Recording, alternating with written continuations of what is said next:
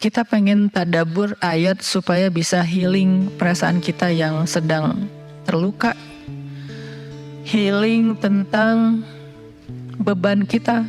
Gimana cara biar kita tuh, kalau bahasa terapis tuh rilis beban, masalah, curhat supaya rilis gitu kan, rilis curhat.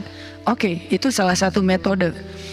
Terus apa metode lain untuk kita rilis atau kita bisa healing dengan ayat-ayat Al-Quran? Tadabbur. Jadi ada tafakkur, ada tadabbur, ada terapi. Islam itu banyak banget hal-hal yang bagus, tapi tidak ada yang lebih indah dan lebih tepat dan lebih efektif daripada terapi dengan tadabbur Al-Quran. Bukan hanya baca, tapi tadabbur Al-Quran. Menghayati, memahami pesan-pesan Allah di dalam Al-Quran. Makanya ketika Nabi punya masalah, obatnya Al-Quran. Itulah kenapa di dalam Al-Quran Allah menyebutnya wasyifa'un lima fis sudur. Dia itu obat, penyembuh, bahkan bukan obat. Kalau obat itu dawa, kalau syifa penyembuh. Dawa belum tentu sembuh, bisa sembuh bisa enggak. Tapi kalau syifa ya udah pasti sembuh. Maka Allah menyebutkan Al-Quran itu sebagai bukan dawa, tapi disebutkan sebagai syifaun lima fis sudur, obat hati, obat jiwa, obat mental. Walaupun banyak ulama menganggap bahwa dia juga bisa menjadi obat fisik, dan saya percaya itu. Tetapi yang lebih dahsyat lagi adalah dia memang obat mental. Pertanyaannya, bagaimana menjadikan Al-Quran sebagai syifa, healing? Ayat-ayatnya gimana cara kita mentadabburinya? Semua ayat sama, cuman yang membedakan satu dengan yang lain fadilahnya. Tapi semua sama-sama istimewa. Jadi nggak boleh ada satupun ayat yang kita anggap nggak penting. Alif Lam Mim, apa pentingnya? Nun, Qaf, Shad, satu huruf doang. Enggak, biasa aja. Sehingga kita ngerasa membaca ayat itu nggak terlalu istimewa. Sama, satu huruf pun itu istimewa di Al-Quran. Kan kata Nabi satu huruf seperti 10 kebaikan. Jadi kalau kita baca Nun, udah aja, alhamdulillah udah ngaji. 10 kebaikan loh itu. Tapi kalau udah tahu 10 kebaikan, ngapain satu huruf? Udah aja wal qalami wa ma yasturun, lanjut dong. Udah tahu tuh 10 kebaikan cuma satu huruf, sayang banget ya kalau ada waktu. Dan ketika membacanya jangan target saya harus cari waktu yang tepat nih buat baca Quran biar khatam 1 juz. Jangan cari waktu yang tepat, susah. Lama-lama sampai malam akhirnya nggak kebaca. Asal ada waktu baca aja dulu, dapat setengah halaman, dapat 2 baris, dapat 1 baris, pokoknya baca aja dulu.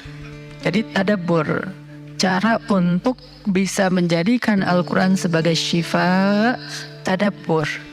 Bagaimana dulu Nabi, sahabat, orang-orang solih mentadabburi Al-Quran? Yang pertama adalah mereka membaca Al-Quran secara tematik, supaya kita dapat sesuai dengan problem kita, masalah kita, hajat kita. Tematik. Lagi ada masalah apa kita? Karena ayat Al-Quran turun kepada Nabi pun secara tematik, secara kontekstual. Apa yang dialami Nabi, itulah ayatnya. Al-Quran tidak turun sekaligus kepada Nabi, turun sekaligusnya itu di Lauhul Mahfuz.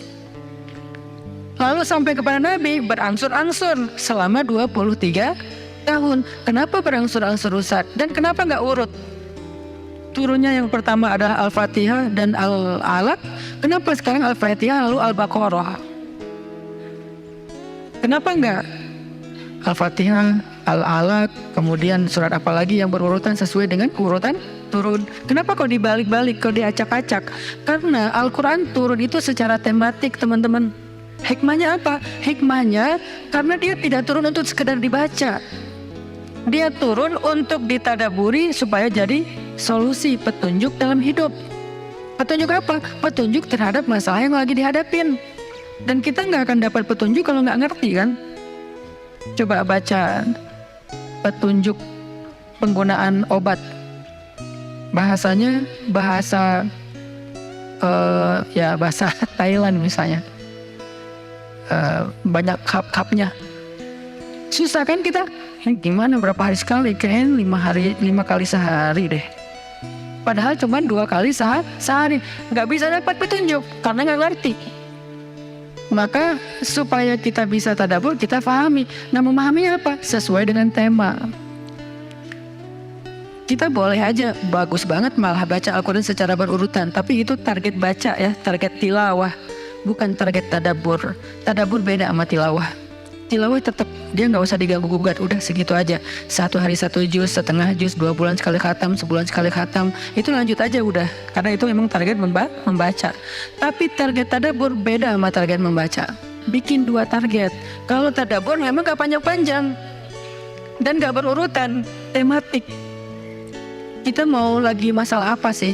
Gimana kita cari temanya Ustadz? 1, bisa nyari ke Simbah Google, ayat tentang, klik keluar.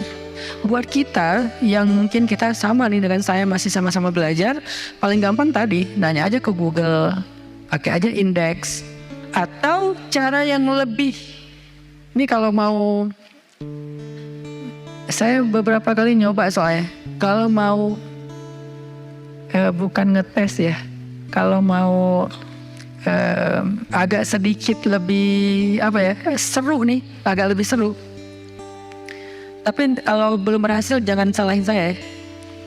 Kalau agak lebih seru nih, saya suka gini, pegang Quran, lagi ada masalah nih, Bismillah, ayatnya pas, wah ini saya banget nih.